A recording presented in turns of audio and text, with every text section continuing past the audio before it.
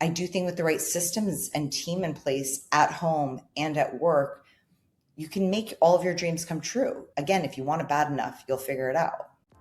Welcome to Women Who Make It, real conversations with women in the food and beverage industry who are building careers, leading teams, and figuring it all out. After years of building females in food, I've had conversations with some of the most brilliant women in the industry, and they shared the real stuff.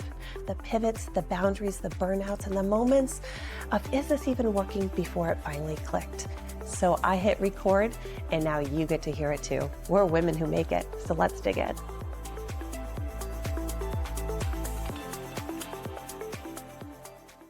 Welcome back to Women Who Make It, a podcast by females in food where we go beyond the highlight reel and into the real stories behind building, leading, and evolving in the food and beverage industry. I'm your host, Angela Dodd, founder and CEO of Females in Food.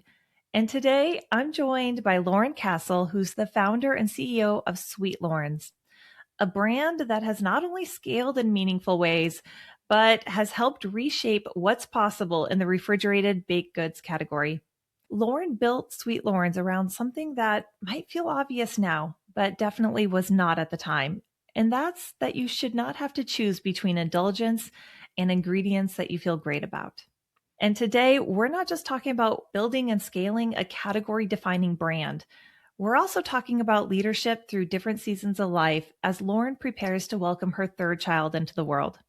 Loren, it is so great to have you on the show today. Thank you so much for joining us on Women Who Make It. Happy to be here. Thanks for having me. Yeah, so we have a lot to cover to get through. And so for some of our listeners who may not be super familiar in your backstory, I would love just to spend a couple minutes really grounding our listeners in those early days as the founder of Sweet Loren's. Take us back. What was happening in your life in those early days when the idea first came to you that really made you feel like this is something you got to pursue? Because being a founder is no easy job, right? And so curious if you could take us back to some of those early days and what was going on. Sure. So I started Sweet Loren's really out of a personal need. I survived cancer when I was 22 years old. I had Hodgkin's lymphoma. I was diagnosed 3 months after graduating college. And so I was definitely not expecting that. And it sent me, into kind of a year of figuring out how to make myself as healthy as possible. So I had to do chemo, but I also started to take cooking classes and study nutrition on the days that I didn't have treatment or doctor's appointments. Really because intuitively, like, food to me was my fuel, was my energy, and I just wanted to superpower myself. So I started to get really into food because of that. And I felt like I could become a good cook in terms of making your meals, but I have a sweet tooth. I love to bake. And I just felt like I couldn't eat really processed, refined, bleached ingredients anymore. I just didn't feel good after I ate them. There was not a lot of nutritional value. It was really like inflammatory and hard to digest. So I got obsessed with just natural ingredients and whole food ingredients and just as less processed, tastiest, nutrient dense ingredients as possible. And how do I bake with them and how do they work together? So that just became this like hobby and personal interest that I was trying to solve for myself. And I think when I really knew that like this was the beginning of potentially a business is when I saw so many other people love like the samples I was making. And again, I never made it.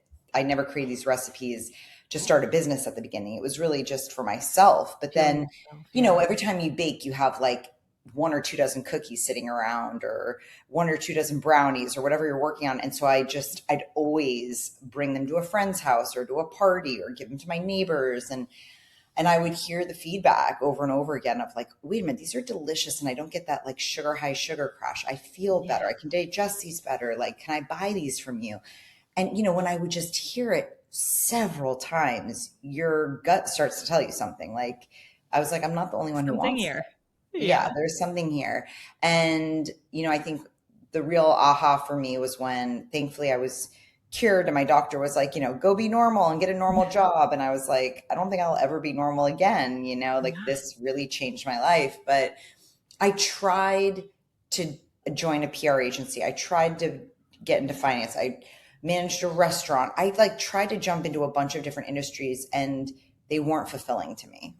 And the thing that kept getting me excited and the thing that I was truly the most passionate about were these recipes. And so and just like the joy it brought to people, like it made people so happy. And I was like, I want to be in that industry where there's a lot of joy, there's a lot of happiness, and food does that. The right type of food really does that for people. So I entered a baking contest and won. And that was, I think the final tipping point where like the judge came up to me and was like, you really need to do something with this. And I think I just needed some extra validation outside of like friends and family. And I just kind of said, I'm an entrepreneur. I'm going to be miserable working for someone else. I'm not fit for another industry.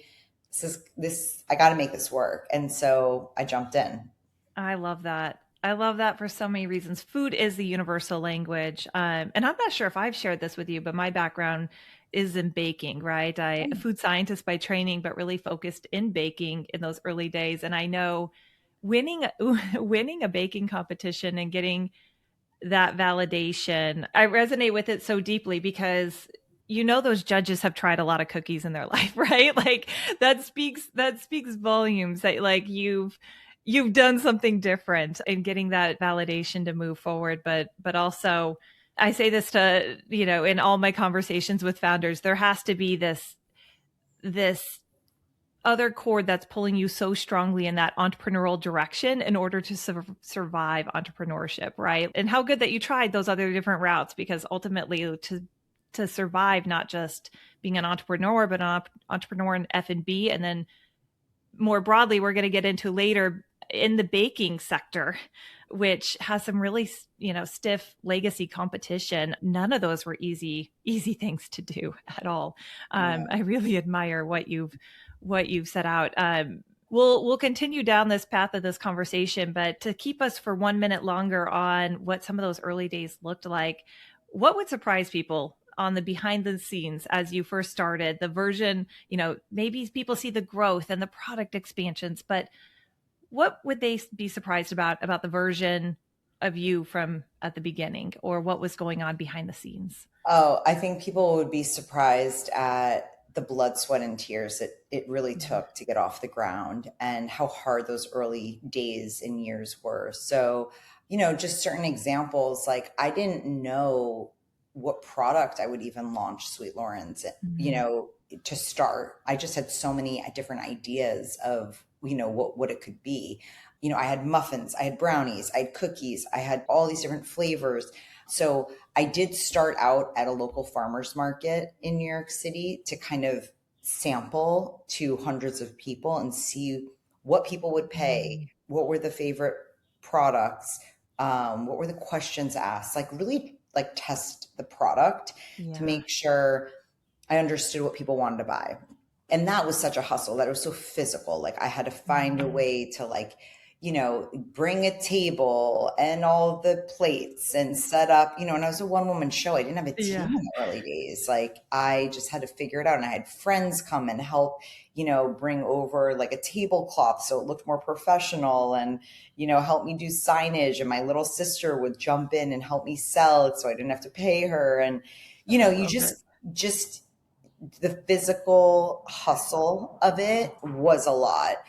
And I started making them in my mom's apartment. I was living at home because, that's where I did it's when I got sick. I was really just at home. And then when I moved into my own like tiny studio apartment, like 450 square feet max, I raised the bed as high as I could. And so I would just buy like these big, containers from like Amazon and fill them with like 25 pounds of, oat flour or chocolate chips or oil so all of my ingredients would go under my bed in like these like sealed containers. And I'd have like a long, comforter kind of covering the bed so that like, it didn't look weird.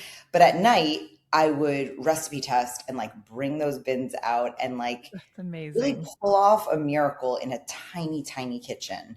So I just think that like when you want something bad enough, no matter what the circumstances are, you figure out how to make it work.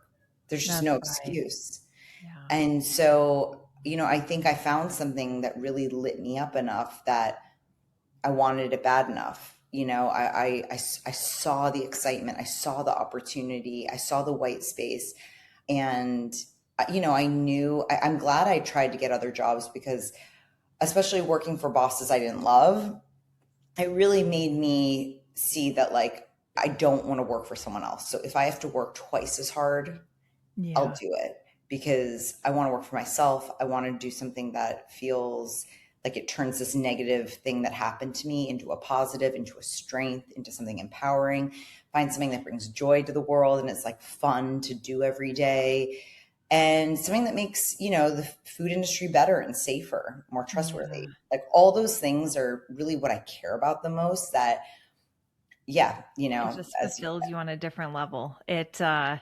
I always say, if you want the easy route to make money, go get a job, right? But if you really want a different level of fulfillment that you can't experience anywhere else, start your own company. It's definitely not the easiest way to make money in this world, but it is the most fulfilling, especially in those early days, because you have to continue to lean into like that joy and what you're creating, because not everybody sees that vision at the same time as you do, right? And moving through that vision and bringing other people along for that journey.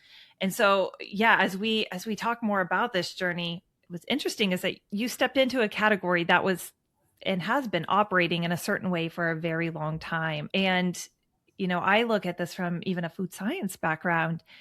You were challenging a lot of norms, right, within this category, and you were using a lot of different ingredients. I'm curious, did you even know at the time that you were challenging different assumptions, and what assumptions did you think you were challenging? But also I'm curious, from teaching yourself how to create products with ingredients at the time the industry wasn't using in this category. Yeah, absolutely. I mean, I really followed, I think, a combination of my deep gut feelings and also what I heard from dozens and dozens of people. Mm. So I think, for me, I grew up in New York City around a lot of great food, and my expectation of food quality was just very high. Like it wasn't worth it unless it tasted Yeah. super gourmet, super high quality, like, and so, and again, I don't have food allergies, but I want to feel good after I eat food. I want Yeah. it to help me feel great. I don't want to eat something and I have a stomach ache. I don't want to eat something and I feel lethargic. I don't want to eat something and it be hard for my body to digest, and so it slows me down. So I think, like, my original recipes, I mean, I tried everything. And again, this is like back to one of those stories of like the nitty gritty, like people,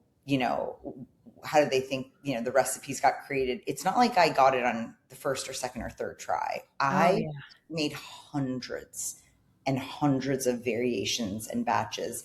And again, I think I just was so interested in like this concept of like, I'm obsessed with a warm chocolate chip cookie. I think it's the best food in the world. And I don't need 100 cookies when I eat them. I want one or two that just really Yeah. hit the spot, satisfy me, you know. And, when you would, again, this is like over 15 years ago. So it's just the food industry has changed so much. So But much. back then it was so hard to like Google and find like a healthier cookie recipe that actually tasted great. Like it just Oh yeah.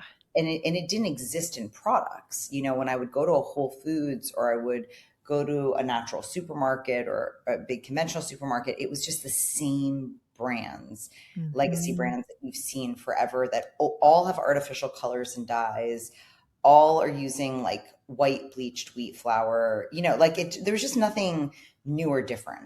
Yeah. So when I started recipe testing, I just started to order, and Amazon had kind of just launched. So between like Whole Foods and Amazon, I could order, all these weird, interesting types At the of time, yeah. flour, like even oat flour. Oh, Like I no was gonna one, say almond flour, oat flour, like these were weird ingredients those 15 weird years ago. ingredients is not normal. And so it's like, oh, oat flour, yeah, almond flour, tapioca starch, potato starch, brown rice flour, rolled oats. Like I just started to like test, how does baking soda work with them? How does Mm, baking powder work with them? What types of oils are out there that like are better for digestion. And like, I was really trying to stay away from a lot of gluten and dairy and anything artificial. Like that to me made me feel less inflammatory and just higher energy. So it's like, how can I bring in some flours that have like more nutrition, there's more fiber, they're whole grain, but they don't taste too grainy. But I don't want to use ingredients where like the nutrition's been completely stripped away. So, Sure. so it was just a ton of tweaking, like what types of sweeteners are out there and sugars and, how does stevia or monk fruit or coconut sugar or white sugar, like how does it all work together? So I just taught myself through a ton of trial and error of like how it tastes and how it bakes and how the chemistry is. I was going to say, And you gave yourself an entire like university degree in food science because I did. I just became obsessed with it. And then again, like once I finally got like a chocolate chip cookie recipe that my younger sister, who's also very picky, was like, Loren, this is the best cookie I think I've ever had. And when she said that, and I felt the same way, it just was like, there's something here. So I started to like, that's when I got more confident and started to bring, a bunch of cookies to friends' homes and neighbors and just get feedback. And I think that's when I realized like, if I was really going to start a business about this, it really wasn't about me. Like, yes, it's great to have like an inner instinct of like, these taste great, but if I'm really trying to solve a problem in the food industry, it's really about what other people think. So like, it doesn't matter how much I love this flavor of a cookie. If other people don't love it, what's the point? It has to sell. So I really just started listening and like throwing my ego kind of out the window of like, what are most people reacting to? What are they saying? What are they saying about the legacy brands that are on the shelf? Do they love it or are they not buying those products anymore? Do they want a different option that they feel better about feeding their kids or themselves? It just doesn't exist. Exactly. And so I think when I started to like do this kind of deep research, when you hear something over and over and over again, you feel in your gut that like it's true. And again, I didn't have money to like buy research on this or data. It was just more, talking to dozens of people and seeing people light up with the excitement of, basically everyone I have ever met has a sweet tooth, but they want to satisfy it in a way that's not too sweet and it makes them feel good after they eat it.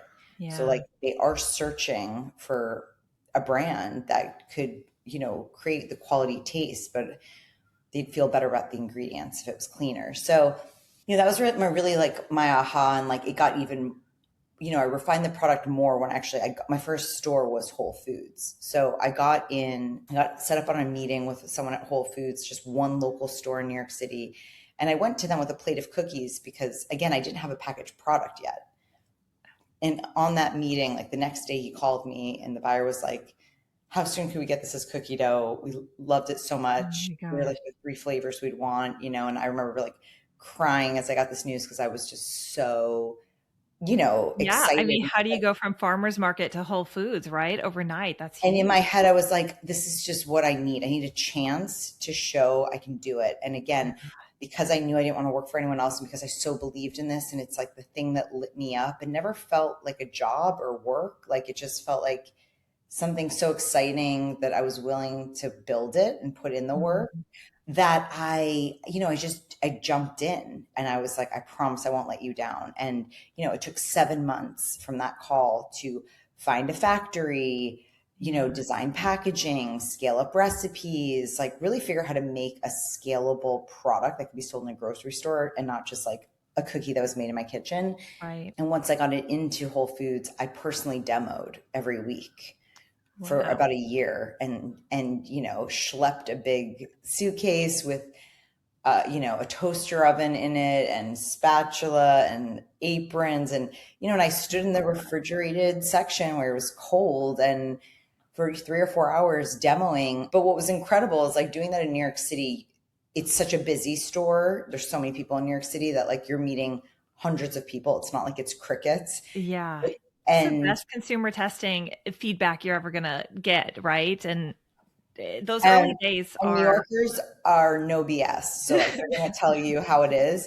And, so it gave me, like, after asking enough and hearing enough repetitive positive things and negative things, like opportunities for improvement. I felt really confident I could direct the next iteration of the product because I knew the customer so well. So well, which is when you're moving forward in that brand, and we're going to get into brand expansion here, but I'm curious, typically clean label and indulgence are two things to match up, right? And as you said, you're going through all these iterations as it took a long time to like get to that perfect product. Was there ever a time, especially during that scale up process, where you felt like there was a trade-off in like trying to make those both work?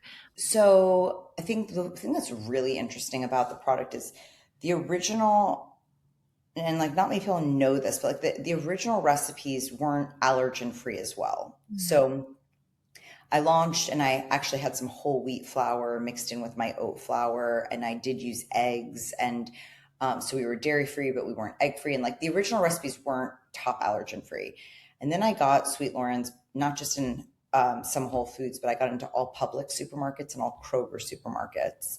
And this is like 2016. And so 2016 got into really nationwide distribution in two of the top supermarkets in the country that are quite conventional, and started to get hundreds of messages from people around the country saying, I love your concept. I love your product, but my husband is gluten-free. My kid is nut-free. I'm trying to be more plant-based, or I'm a breastfeeding mom and my kid is allergic to eggs, and I just started to realize like, oh my God, there are so many people with like just dietary restrictions or requests, or someone in their family is.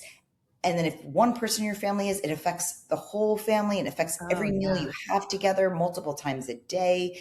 It's really stressful. And I just was like, my goal is to make the cleanest product possible, meaning that as many people can eat it and feel great after they do. And so I was never going to compromise. It was always about being natural and nothing artificial, no artificial colors or flavors or dyes. But like, could I go one step further, and kind of remove the top kind of allergens?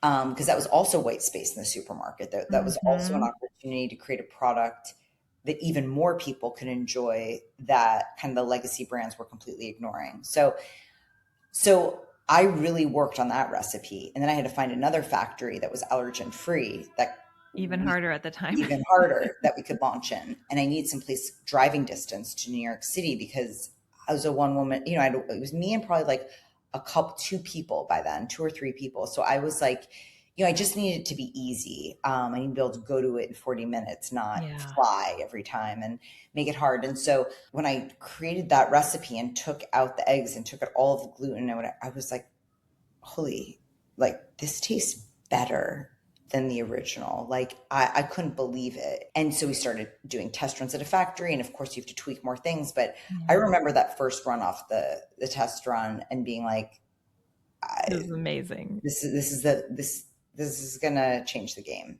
And so again, following my gut, I didn't have access to data. I didn't even know how big the allergen free market was. And like when we launched it 2017, and it became our number one SKU overnight. And what we heard from consumers is like, just thank you so much. Like, I feel so much better with this product. But by the way, like now my whole family eats it versus like, just my husband getting the gluten-free products.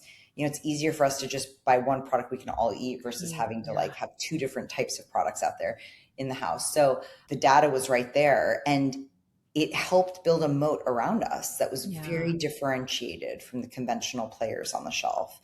And so it was a really smart move for us, and even though it was $1 or $2 more expensive than conventional, everyone knew that like the types of ingredients we were using are more expensive. And if you try to bake from scratch, you're going to be spending 4 times as much, so like we're really saving you time and money, and also like the guesswork of like, is the recipe even going to taste good? And so that was a really winning, smart strategy for us, because it created a moat around us, an even bigger differentiator from not just the big guys, but any even like smaller cookie dough brands that were trying to kind of see what we were doing and follow us.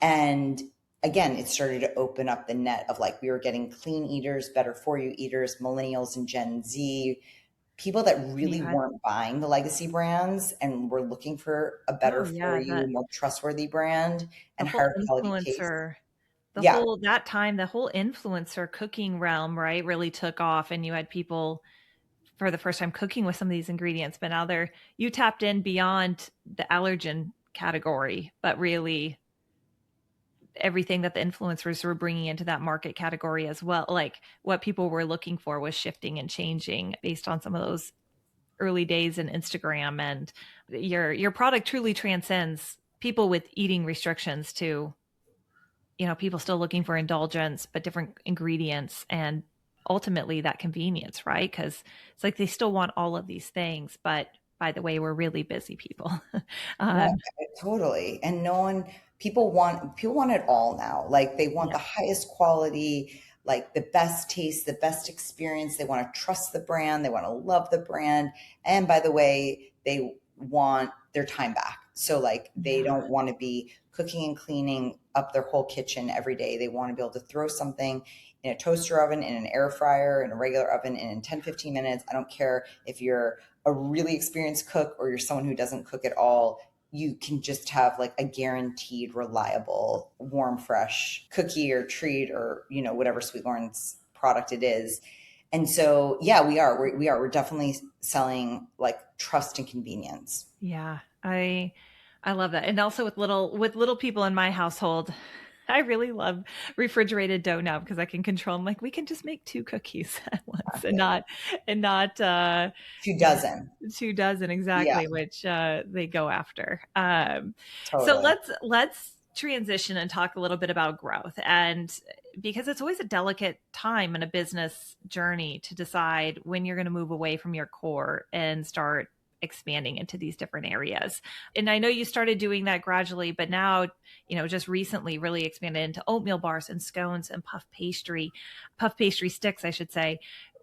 How did you make that decision? How did you know it was right? But that's a whole nother layer of complexity to stay true to your brand, your core values while innovating into these new spaces. Would love for you to chat with us about that. Yeah, I think it's a combination of a bunch of things. So thankfully, I'm not a one-woman show anymore. We're 35 people. We have an incredible R&D team and R&D center that's in Denver now, and I'm based in LA. And so we're, like a really capable and but virtual organization. And so, several things. I think one, like, again, we listen to our customers like crazy because we're here to fulfill their needs and like really make their lives better. And they're the ones buying our products. So like, why are we not listening to them? And so, from day one, of course, we got requests like, I'm obsessed with your cookie dough, but I can't eat your cookie dough for like breakfast, lunch, and dinner.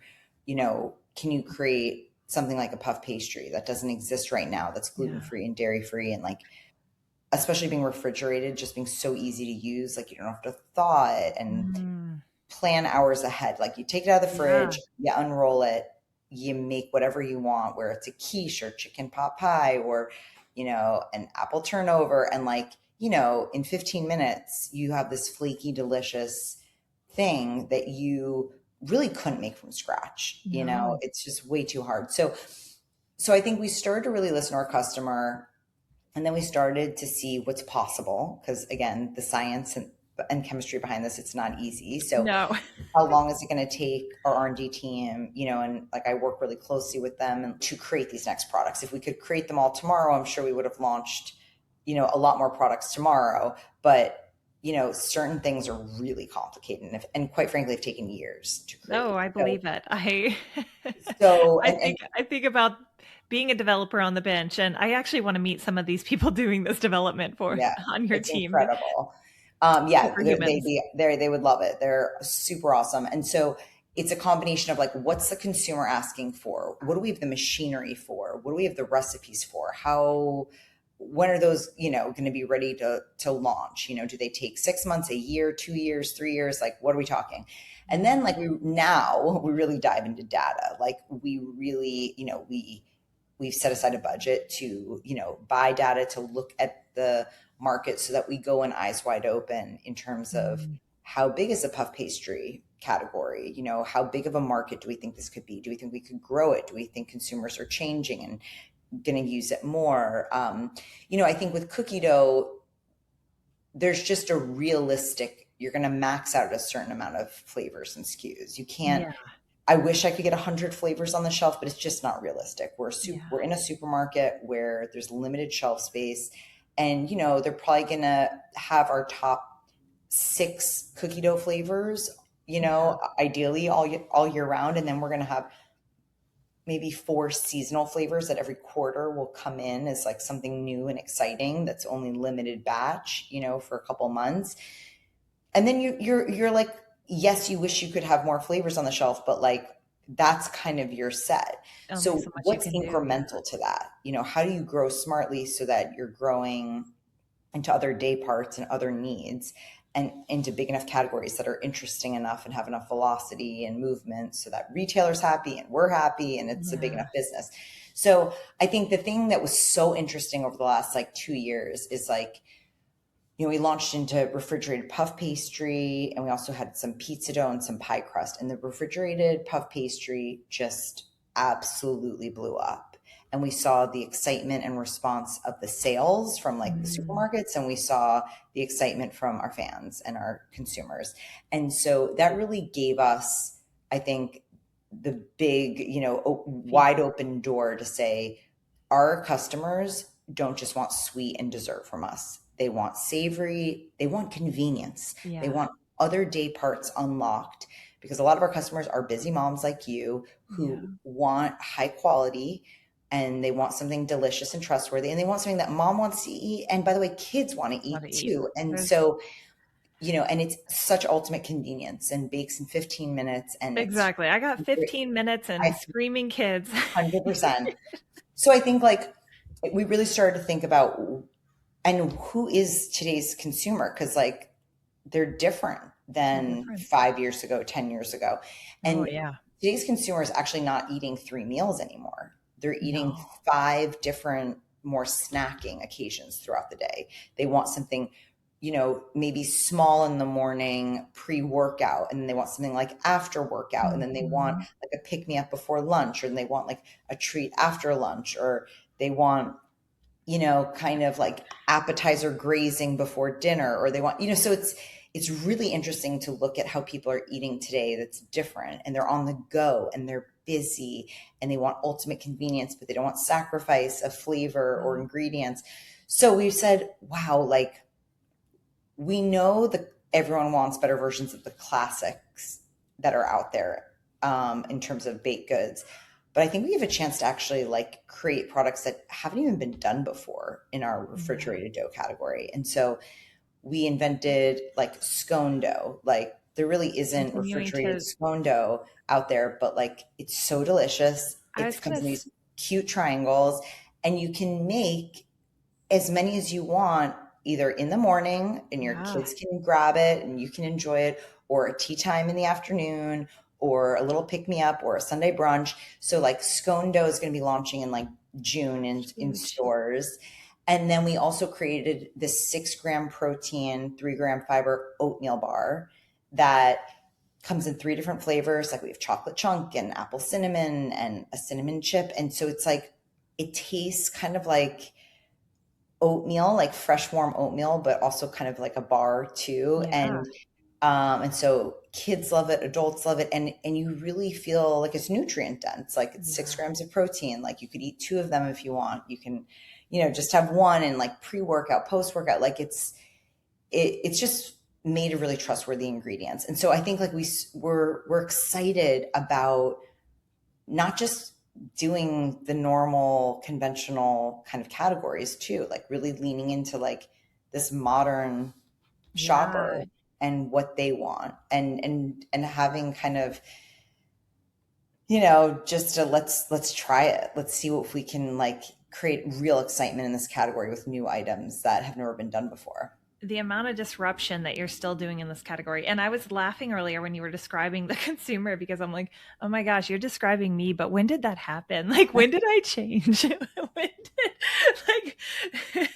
That is definitely, I don't even know when that switched, but yeah, I don't know the last time I sat down for a full meal. It could just be the busy working mom part. But the disruption, I was curious if you think you'll still stay core to refrigeration, the refrigerator aisle. When you think about kind of expanding almost into that bar space, right? Because I'm assuming those oatmeal bars will be refrigerated, right? And baked. So I have so much excitement about that because it is disrupting a traditional bar category into baked refrigeration space that's going to give a whole new consumer experience than anybody's ever Totally. had I think that's before. what we're excited about too. I think that like we can be, I mean, listen, the snacking shelf stable category is super exciting to me, but something that's like been on the shelf for 6 months is never, you're never going to have that wow experience Yeah. versus Oh, something yeah. that's fresh, warm out of the oven. So I think there's that aspect. And also there's the aspect of like, it's just crowded. Like that Yeah. snacking bar category. I mean, people are doing it. They're doing a great job in it. They're deep in it. And it's just a whole nother business strategy. It's a whole nother Yeah. kind of animal to go after. We started in the refrigerated dough category with cookie dough. We've now expanded into many other day parts, and we're going to continue to and really build this exciting destination here for people that want that warm, fresh, baked good experience, but in the ultimate convenience of Yeah. ways. And I think we're going to be there until we feel like we've maxed it out. Yeah. I think you have to be, I think something that can happen to brands is they try to do too much too fast, I think. Mhm. And for us, it's like we've built a supply chain around refrigerated products. The customer we brought in through cookie dough loves Yeah. refrigerated Loves and that baking off warm experience. and fresh. We're already, have a relationship with the buyer of that category. So like to start all over in another category is literally starting all over in another Yeah. category. And we just see so much white space and excitement and demand where we are that it really fits the brand's, ethos. Ethos. Yeah. I love that. Well, I'm really excited to bring even more of these products into our home. And I know you'll have a couple big fans who are 3 and 2 in this family. And I know we could continue talking all day, and I don't want to close us out until we can talk about your motherhood journey, but also leadership through that. Because goodness, if we talk about what has happened in the last I don't know, decade and a half, 2 decades of your life, and being a cancer survivor, starting a company, building and scaling into over 100 million is correct, right? Over 100 million in sales, and becoming a mother to 2 kids and having a third on the way in just a couple weeks. We were joking before we started this recording that there's no way I would be sitting doing an interview with 3 weeks before delivery with my third child. Like I wouldn't even be able to get through a sentence. All of this, right? Like you've had to transform your leadership style, I have to assume. And so curious if you can talk us through that motherhood journey and leadership journey and what it's been like as a working mom, a mom entrepreneur, wearing all these hats. And I don't know if you ever get balanced, but curious how you really leaned into your leadership style in this new season of life. Yeah, I think it's a really important question as women become, more and more, I think, ambitious and try to juggle all of it. I think for me, there's a couple things. One, I started the business before I met my husband, before I had Mhm. children. So like I saw what it was like giving my all to something. I mean, I really worked 7 days a week, year over year in the Mm. early years. This is your And first baby. it was my first baby. And I was the one who was solely responsible, and I cared so much about the success of it, and it had legs of its own the second I started. So there just was always something that had to be taken care of, something Yeah. that needed to get done day after day. And I think I saw what it was like just having a business and not Mhm. having a family, and it was lonely for me. So I think that was really Mhm. eye-opening and really good like soul searching that I got to do, because it Very made me lonely. realize that my life is empty without a family, and that means kids Mm. and a really great partner and husband. And so it really helped me once I got the business, off the ground. I mean, it wasn't huge yet, but it was a little bit off the ground. It wasn't in super startup mode anymore. Yeah. So I met my husband in 2017. So we were just launching like the allergen free line, like the gluten free. And in 2018, we changed the whole business to be all allergen free so that we could just have like one clear message to Mhm. all. And it really started to kind of grow and take off because, again, I think there was enough tweaking of product market fit to get it there. But Yeah. I had more space to appreciate him, to have a relationship, and then we had children, 2 kids together. And so I think I'm really glad I started the business and got to see all the different departments in the company and Mm. understand what I like doing, what I'm best at, what I'm not great at, what I want to outsource. It gave me a chance to really appreciate every department and what it needs and Mhm. hire for it. And so started to hire more experienced people in those early years. But then after like 3 years, you get to a different level of the business and you're like, I don't know if these people are the right people to even stay with me. Like there's only one person on our team, our VP of sales, who's been with me for 9 years. Wow. Everyone else has kind of come and gone over years because whether for their reasons or our reasons, it wasn't the right fit Changes. anymore. Yeah. It changes. And so I think like, just being okay with that, knowing that like the people that are going to be in startup mode might necessarily be with you a decade later. Maybe it's not right for Yeah. them. Maybe it's not right for you. Maybe you need someone more experienced. Maybe you just need a different level, instead of hustler mentality, you need kind of someone who can help create more systems and organization more. And so I think like it's been such growth mode, but the biggest thing that I did was like I had my first kid who's 5 during COVID, and I Mm. didn't really have a number 2. And I saw how stressful that was for not just me, but my baby and my family and the rest of the Mm. team. And I was like, no, I've worked way too hard and I care about Sweet Loren's way too much to do something that just like doesn't make it as successful as possible and create stability. And so if I know in my heart that like having kids is important to me, I have to figure out how to like build something more sustainable in the business. And so Yeah. before I had kid number 2, I hired a president who could really be my number 2 in the business, and hired a recruiter to help me find them, Mm. found someone in the industry who had a great reputation, Really who'd been invested in my in. category. We spent a lot of time together to make sure it was a good culture fit. And it's been 3.5 years that I've had my president, and we get along so well. We're quite opposite in certain ways, right? I love Which that. is great because it's like his strength is really, running the day to day of a business, and my strength is really growth and innovation and, being the face of the company. And so we can divide and conquer, and we're a really good team. And I really look at him as he's like my partner in this. And I think it's also super helped me because he's helped then us hire like a full C-suite team. We have a Mm. 35-person team. We're a real, there's always things to improve, but like we're a great organization that's just really Yeah. humming and has systems in place in all departments. So I can be on all day, but I am very present when my kids come home from school, and I'm That's present on the weekends amazing. because even though I might have a call here and there and work early in the morning or late at night or an event at night or I have to travel, when I am home, I'm not trying to put out a million fires. And Yeah. so I think like learning to delegate, learning to figure out the things that I want to do. What are my superpowers? What are the things that bring me joy? I don't want to burn out. I don't want to end up hating Sweet Loren's because Yeah. I took on too much, and quite frankly, it's been like, it's a lot to juggle, but I do think with the right systems and team in place at home and at work, you can make all of your dreams come true. You just have to, again, if you want it bad enough, you'll figure it out. You'll figure it out. And I think there's so many really important nuggets that you just shared. And something that I hope a lot of other founders or business owners heard in this is that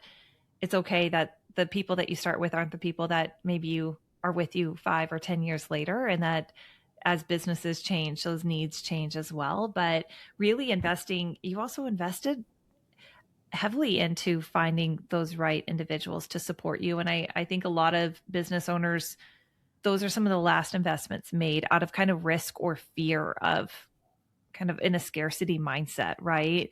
I'm not going to hire a recruiter. I'm not going to kind of go after the more experienced individuals in the industry, and they it can hire inexperienced, right? Or not the right people, which can sometimes lend itself to be more work than truly support within in a growth business at those points. And it's always decisions and trade-offs in the way, but really being able to identify those things inside of you and what is going to make you the best leader, but also the best mother at home, I think is really important, because you get into that 7 to 10 year mark for a lot of businesses, and that burnout, people start resenting their business, and then they start looking for that exit, right? And if you can design it in a way that you're energized around it still 10 years later, that's there's something there, and you're doing something right. You should be really proud of yourself.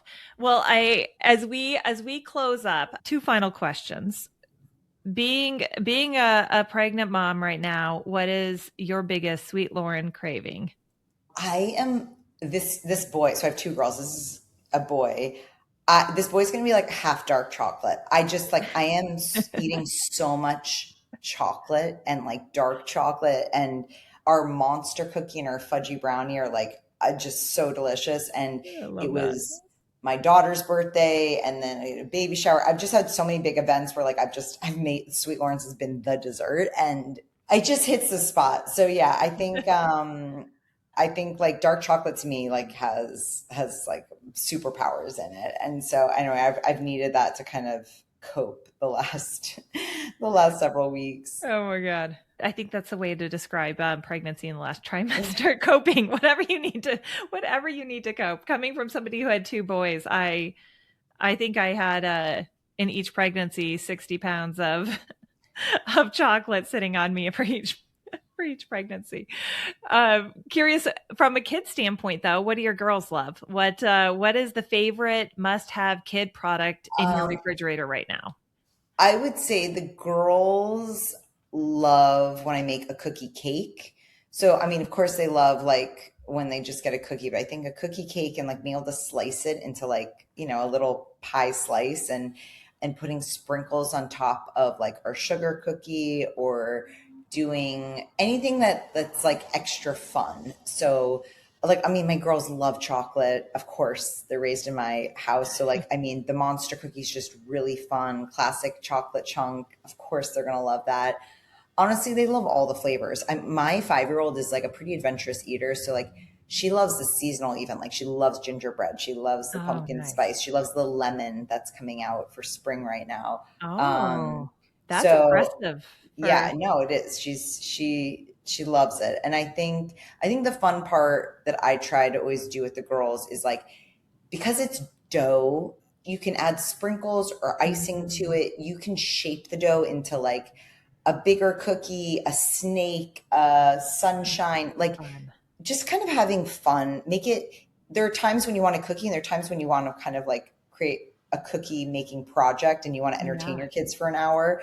Like, so I think there's a lot of fun things you can do on like a play date. And you know what? She also did actually so during my baby shower a couple of weeks ago, she and one of her best friends did their first lemonade and cookie stand with Sweet Loren's. And they made quite a bit of money, I will say. And so I think like also that is like such a cute way, like doing a bake sale, like having your kid learn to sell and bake and make signage and explain, the product, and be able to buy their own present with the money that they make. Like it was a really cute experience. I cannot wait for those days, actually. Though that's a really good idea. And honestly, a good way for our followers and our listeners as you move forward. I know Sweet Loren's is found across the nation. Are the new products new products rolling out across the nation? June. Yeah, across the nation, but in more June time. So have to wait a little bit. But our refrigerated cookie doughs and puff pastry is, available in Whole Foods and Target and Kroger and Publix and Wegmans and Stop and Shop and Vons and all the major supermarkets. So you can always go to our website and check it out. I was going to say, so go out to everybody listening, go out, get yourself some Sweet Loren's, cook it up at home. Be sure to tag us. Let us know what creative projects you're doing, both for yourself, your friends, your parties, your kids. We'd love to see it. I think that's a great call to action. I would certainly love to see it across our podcast channels and Females in Food too. So, well, with that, Loren, thank you so much for being on our show. Thank you for sharing your insights. I'm incredibly excited for what lies ahead for you personally, but also for Sweet Loren's. Being able to talk to a founder who's been a disruptor in this category for so long is truly an honor for me. So, because at the end of the day, we're not just making food, we're making moves. We're women who make it. Thank you guys so much.